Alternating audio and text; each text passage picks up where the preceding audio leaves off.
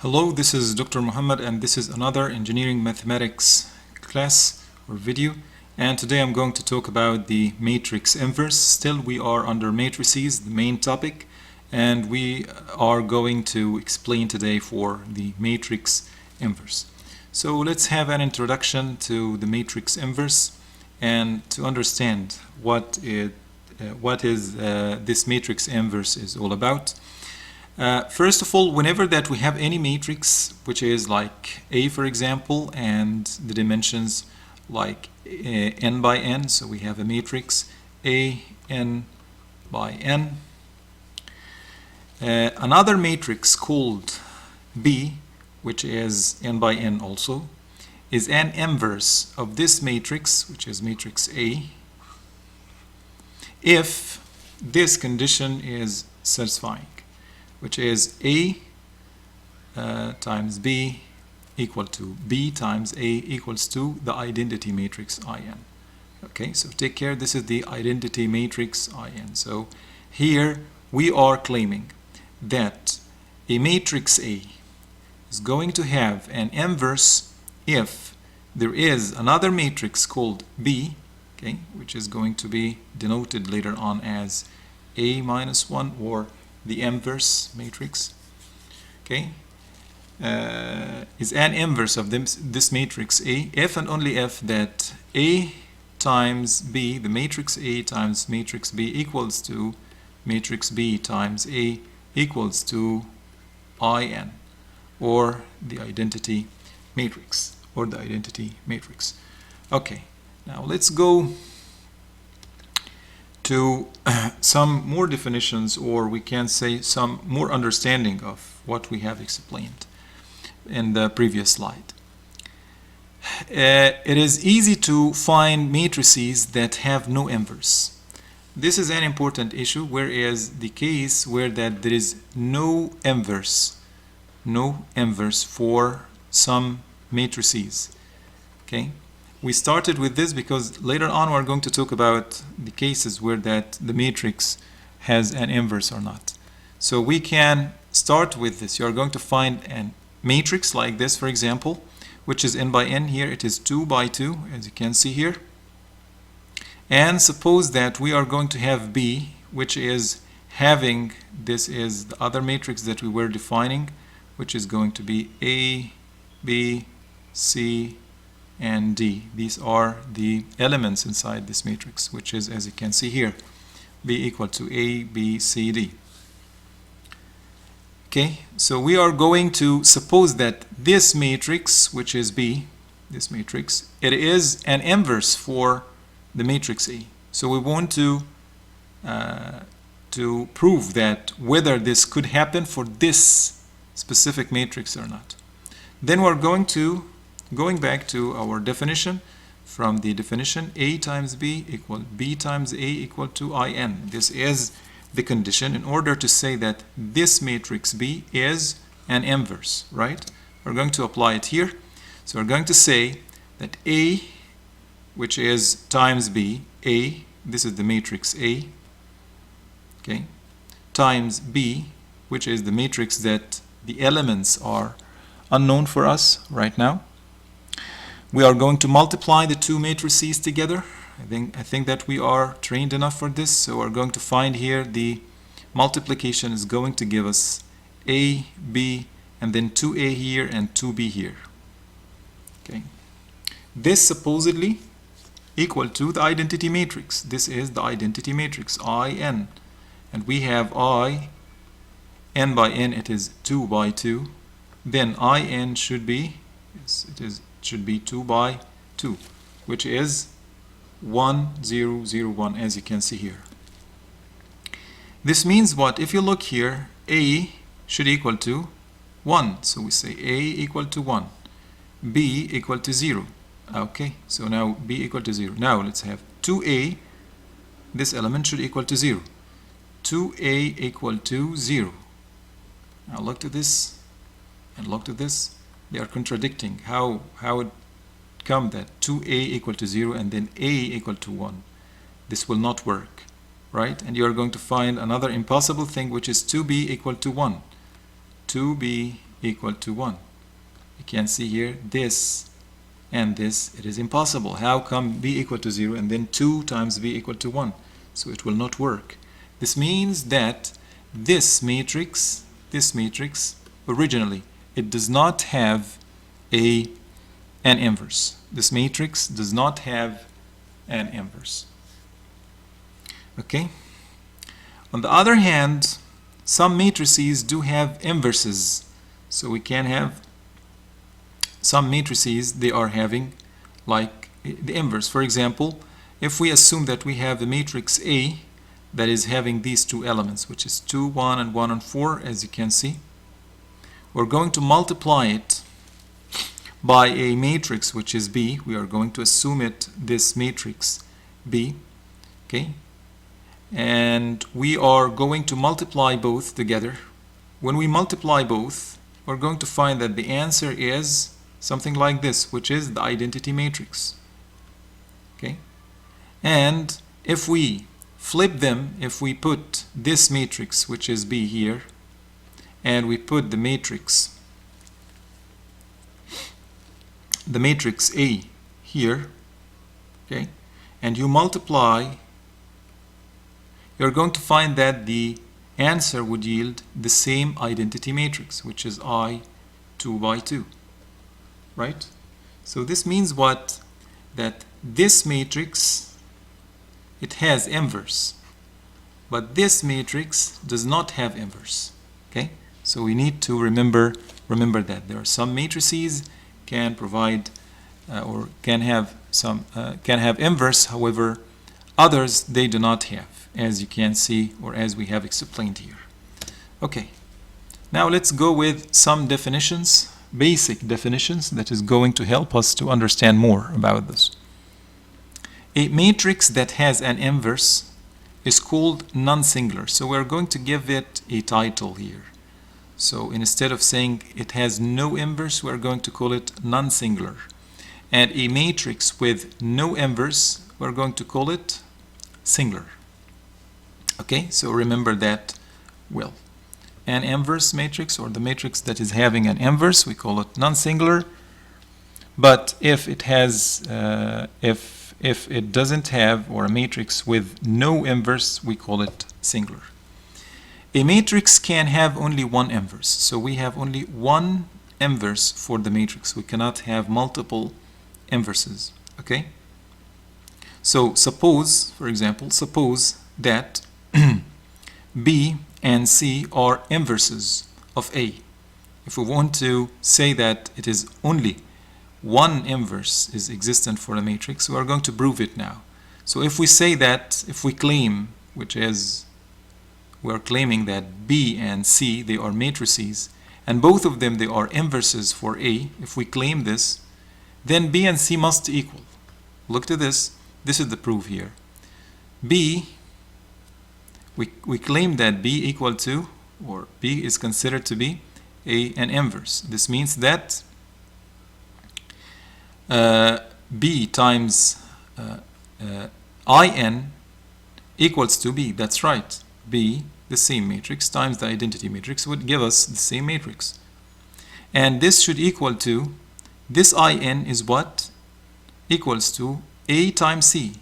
IN, it equals to A times C, because A, it is the matrix, C, we claim it is the inverse.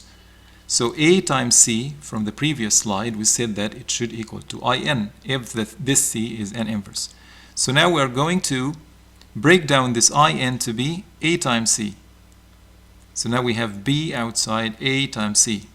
But B times A, which is the first two matrices here, they are supposedly to be what?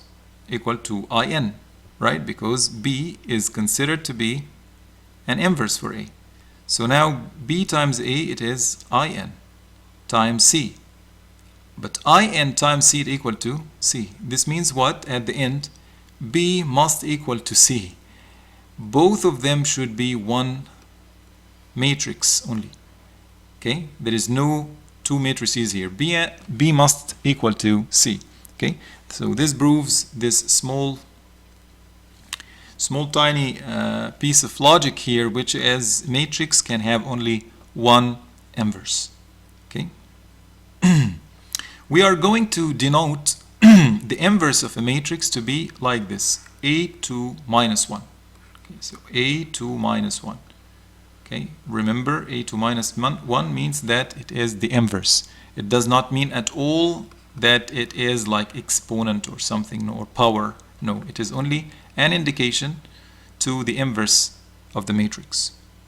Okay, now let's go and study some facts about non-singular matrices and matrices inverse, or matrix inverses. Okay.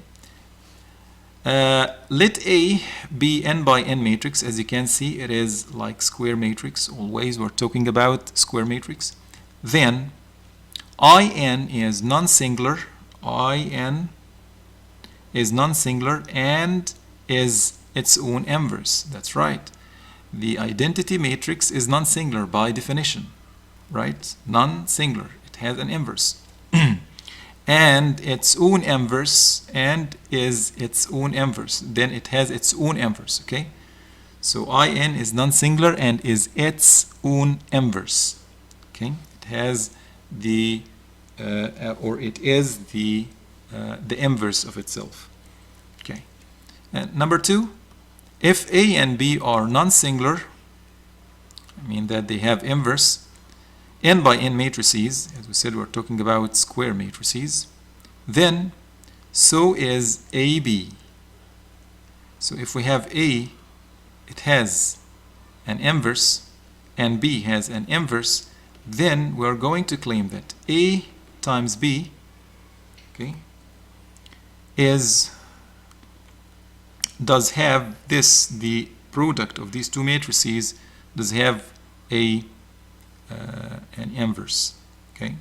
So if A and B are non-singular n by n matrices, then so is AB, okay? So we are having, for this AB multiplication, we are going to have an inverse for it. And the inverse of this, which is AB minus 1, which is, we call it like this, AB minus 1, it equals to the inverse of product, okay? Inverse of the product is the product of the inverses in the reverse order. So if we have AB, we want to get the inverse of AB, then it equals to the inverse of B times the inverse of A, okay? It is in the reverse order. So if we have, for example, like we have BA, we want the inverse of this matrix, then it is going to be the inverse of A times the inverse of B. Understand? Okay. Okay. This extends to a product of any finite number of matrices. I put it like this. If we have A times B times C, we want to get the inverse for the product of these three matrices. It would equal to C minus 1 times B minus 1 times A minus 1. Okay? Or the inverse of C times the inverse of B times the inverse of A. Okay? That's it. And another fact that is important for us to know also, that if A is non-singular, means that it has an inverse, so is the inverse itself. This is logic, right? Because the inverse of the inverse of the inverse equal to the main matrix itself, or the original matrix.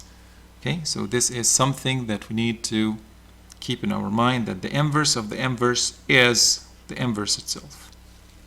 Okay. Now let's go to another fact. Okay. Number 4, if A is non-singular, so is its transpose. So this means that if we have A transpose, the inverse of the transpose of the matrix equal to the transpose of the inverse itself. Okay?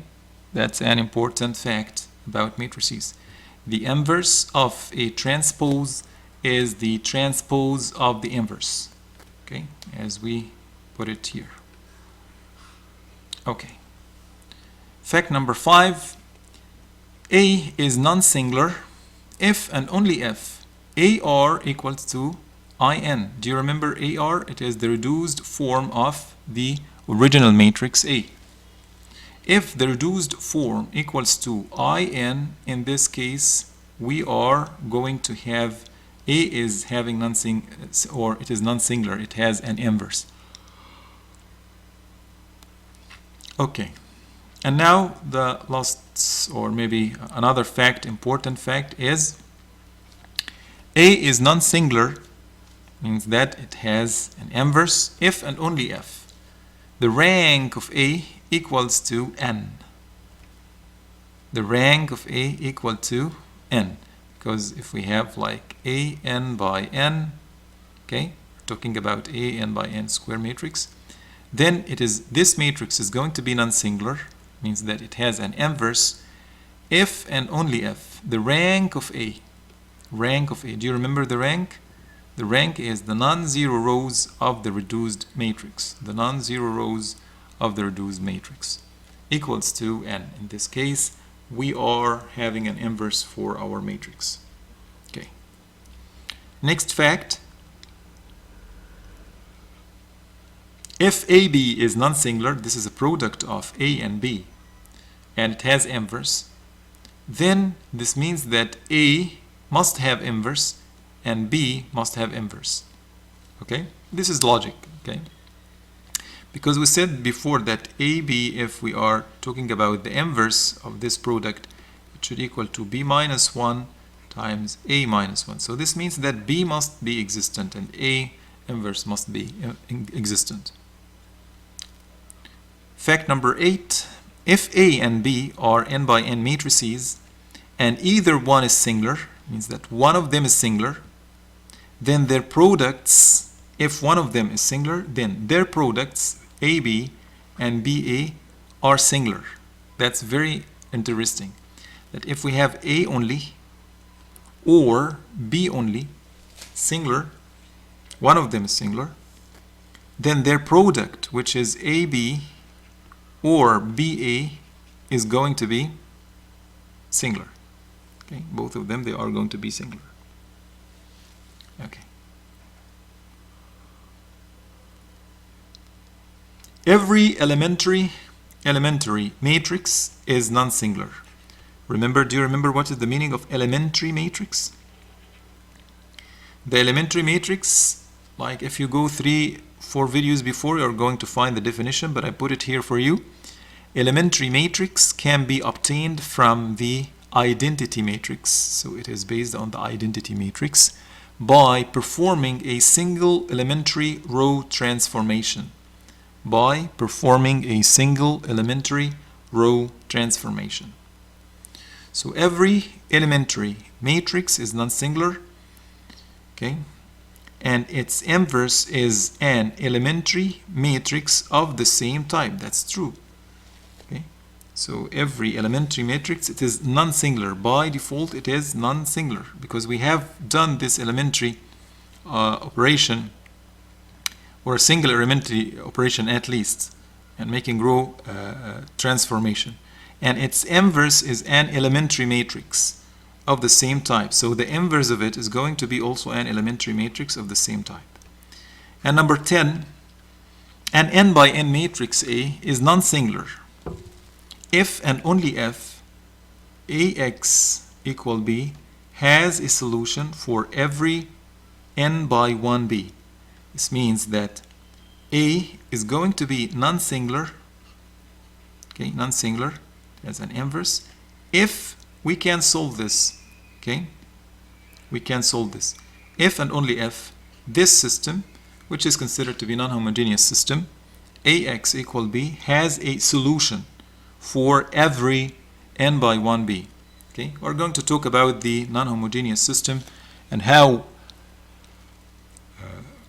the inverse can be used in order to solve the non-homogeneous system. Okay. Now let's go to the next. This is the theorem. So if we have, let A be n by n, it's a square matrix, okay, then we are going to define this. A homogeneous system, AX equal to 0, we're talking about a homogeneous system, okay, it is matrices here, we are talking about in the matrices form, has a non-trivial solution. Do you remember the non-trivial solution? Okay, from the next or from the previous video you can understand it. Has a non-trivial solution if and only if A is singular. So if this A, which is the coefficient matrix, is singular, then this homogeneous system would have a non-trivial solution. Okay, it would have a solution or non-trivial solution. Okay, and number two, so number one, it is related to homogeneous system. Number two, it is going to be, we're going to talk about the consistent non-homogeneous system. Okay, so a consistent non-homogeneous system, AX equal to B, has a unique solution. Take care, we're talking about unique solution if and only if A is non-singular, that it has a inverse. In this case, the solution, this is the solution here, which is X equal to A minus 1 times B. X equal to A minus 1 times B. This means that if we have a system of non-homogeneous system like this, AX equal B, then we're going to find that it is very easy for us to solve this system by obtaining the inverse of the coefficient matrix. So our X is going to equal to A minus 1 times B. This is the solution for our non-homogeneous system. So the solution is easy, can be easily obtained if we just have the inverse of the original matrix. Okay? Okay, now it is very important to know. Let me clean out everything here. Remember that for homogeneous system, it is going to have non-trivial solution if and only if A is singular. But for a consistent non-homogeneous system, it is going to have the unique solution. Take care of this, unique solution, if and only if A is non-singular. Okay, that's very important conclusion for homogeneous and non-homogeneous systems that we need to keep in our minds. How to obtain the inverse? Now let's go and see how we can obtain this inverse. We talked about the facts about inverses and how we can, like, some facts and some theories about it. But how to obtain the inverse? So let A be an n by n matrix.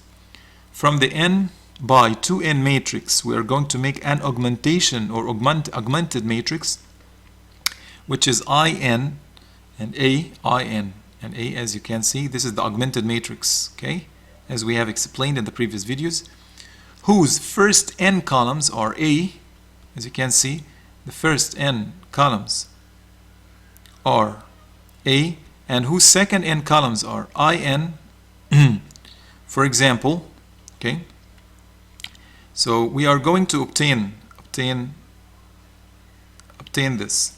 So here we are having, I think that this is supposedly to be like A and in here.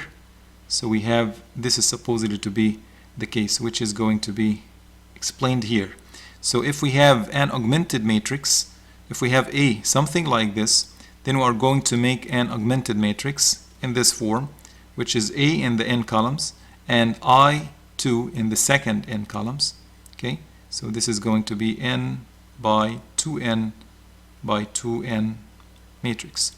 So in this case, we are going to have A here, and we are going to have the I identity matrix here, and then we are going to make reduction.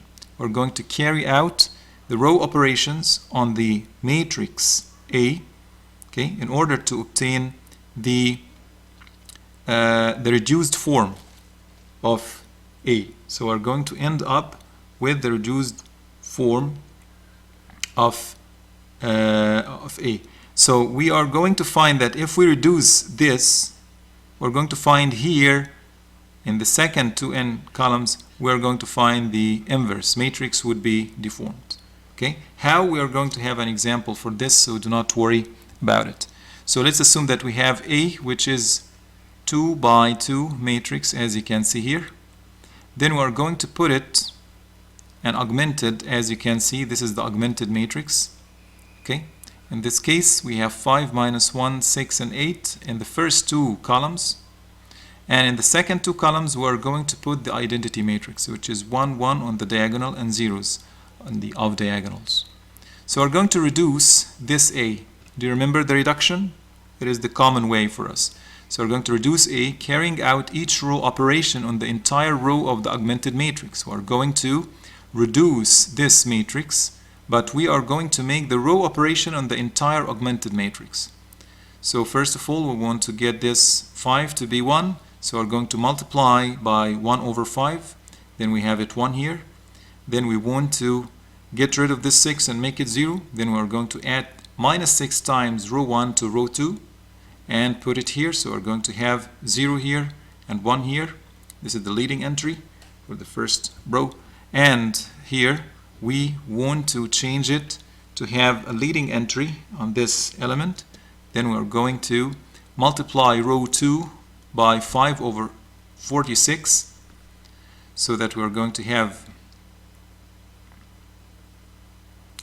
we're going to have 1 here. We're going to multiply row 2 by 5 over 46. So here, let's go back.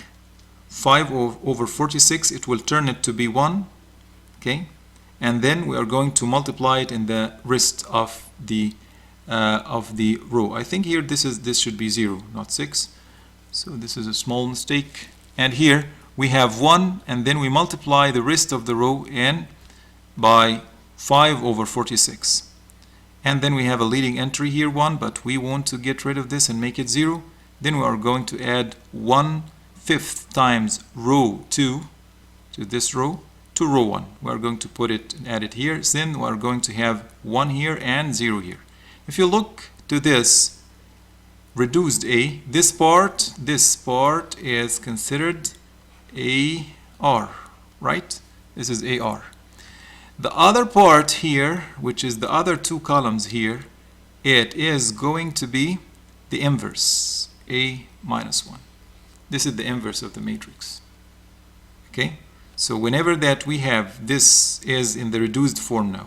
The first two columns, this is AR, okay, and this AR, as you can see, it is the identity matrix. If we reach to the identity matrix here, okay, this means that A is non-singular and it has a kind of inverse, right? So the inverse is going to be automatically developed in the last two columns. Okay, so we can read it as A minus 1. Okay, now let's go and have another example to understand more about this. So let's assume that we have A, which is 2 by 2 also, another matrix, and it is minus 3, 21, 4, and minus 28. So we're going to put it in the augmented matrix, as you can see here, A and I2. So we're going to put the same matrix here, and we are going to put the identity matrix on the other two columns. Okay, remember that our IN in this case equals to I2. We have N equal to 2 here. Okay. Then we're going to reduce this. We're going to carry out a reduction process. So what is the reduction here? It is going to, as usual, we are going to get rid of this minus 3 to make it the leading entry. So we're going to multiply by minus 1 over 3. Okay, and then we're going to add like minus 4 times row 1 to row 2 in order to make this 4 to be 0. We're going to make it, you can find it here. Okay, so we're going to multiply minus 1 over 3, then to get rid of this minus 3 to make it 1, and then we're going to add minus 4 times row 1, which is this row, to row 2 in order to get this as 0. So we did it, and we have done this on the entire row. The left two columns here, which form the AR, they are the AR as we said, do not equal to the identity matrix, do not equal to I2. So A is singular automatically. A, that is we started with, it is singular. and has no inverse in this case, and it has no inverse in this case. Okay, so when you make the reduction process, let's go to the previous example. If you make the reduction process, we started from here. Okay, in this case we are so if you start the reduction process of A in the augmented matrix and you ended up with something other than the identity matrix, then this matrix does not have, or this matrix we are going to call it as singular. It does not have inverse. But if we go back to this previous example, we started with A and put it in the augmented matrix. We make the reduction, we carried out the reduction, and we found that at the end, we found that here, after making the reduction, it was In. This means that this A, it has an inverse, and this inverse is going to be read automatically from the left hand side or from the two last columns of the augmented matrix. Okay, so remember that well when you are making the augmented matrix and carry out the reduction. If the original matrix turned out to be the identity matrix, then the matrix or this matrix has inverse. But if not, as in this case, then this matrix does not have inverse. Okay, up till now it's very nice. And we want to know what is the issue here, what is the benefit of knowing the inverse, how we are going to solve, for example, non-homogeneous systems and homogeneous systems using this knowledge that we have accumulated regarding the inverse. Now let's illustrate the use of the matrix inverse to solve non-homogeneous system. Let's go and see here. So assume that we have this non-homogeneous system, and as you can see, we can get the coefficient matrix here. We want to solve this system. Okay, we want to solve this system. The matrix of coefficient is extracting it from here. The matrix of coefficient is going to be, as you can see here, which is 2, minus 2, 1 and 4, minus 1, 9 and minus 8, 3, minus 2, 11, 3, minus 2, 11. This is the coefficient matrix. A routine reduction, we're going to make reduction for this. We found that A, when we reduce it, we found that we obtained the identity matrix on the left. This means that on the right we are going to have the inverse matrix. Take care, A was 3 by 3. So our augmented matrix is going to be A, and here A, I3, right? So it is going to be A here. We're going to put all the elements of A. We have 3 elements here of E, 3 columns, and then we're going to put the identity matrix in the last 3 columns, and then we will carry out the reduction process, right? So when we carried out the reduction process, we found that we ended up with identity matrix on the left. This means that on the right is the inverse of our matrix A. It's the inverse. Okay, so when we have the identity matrix formed here, the reduced matrix, this means that A is non-singular and the system has a unique solution. Do you remember this? We said that 2 slides or 3 slides before. The system has a unique solution in this case. Then the inverse of the matrix, which is this 3 columns, A minus 1, it is A minus 1. Then the solution of our matrix, the unique solution, we're talking about the unique solution here. The unique solution of the system is A minus 1 times B. Because do you remember we said that if we have A times B equal to X, the solution of this system is going to be, this is if we have A times X equal to B, the solution of the system, which is X, going to equal A minus 1 times B, right? And this is what we have done here. A minus 1, already we know it.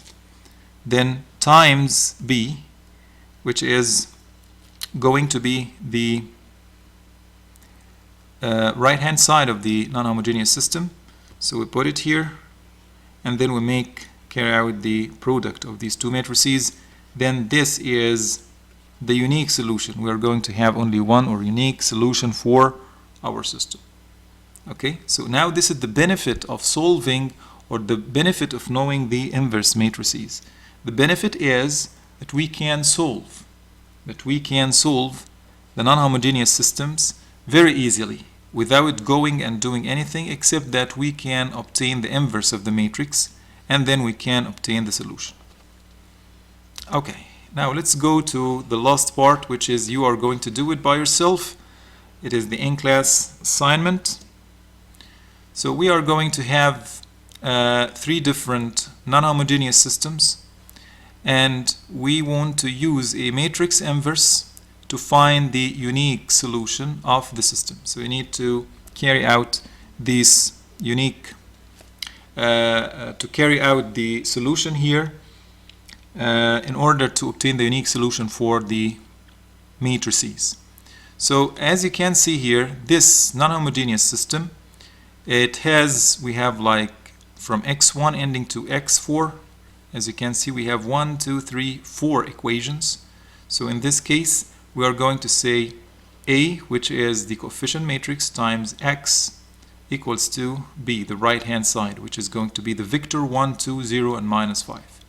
And the augmented matrix, you can form it, which is A, coefficient matrix, and on the right hand side it is I4. Take care, because A, it is 4 by 4, right?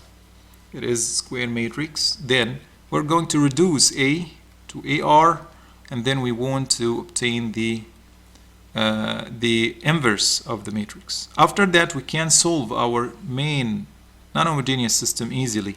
We can say that our system is going to equal minus 1 A inverse of A times B, and this would give us the unique solution. Okay, so please, if you understand this well, stop the video here and start to work out these 3 examples by yourself. Okay, I'm going to show to you the final answer. I hope that you can get it after solution. Okay, so here, this is the final solution of the first one. X is going to be A minus 1 times B. So A minus 1, it's supposedly to be like this. Please check what you have done. Okay, times B, and then you're going to find the final answer like this one. B, or the second non-homogeneous system, also X equal to A minus 1B. So we have A minus 1, which is this matrix. I hope that you have obtained it the right way, and this is the final answer. Okay, check your answer with this one. And the last one is going to be the same, also X equal to A minus 1B. Then you're going to find this is the inverse matrix of A, of the coefficient matrix, and this is the final answer. I hope that you obtained it right as it is here. Okay, I think that we have ended, or we have come to the end of this class. Thank you very much for listening, and I hope to see you in the next video.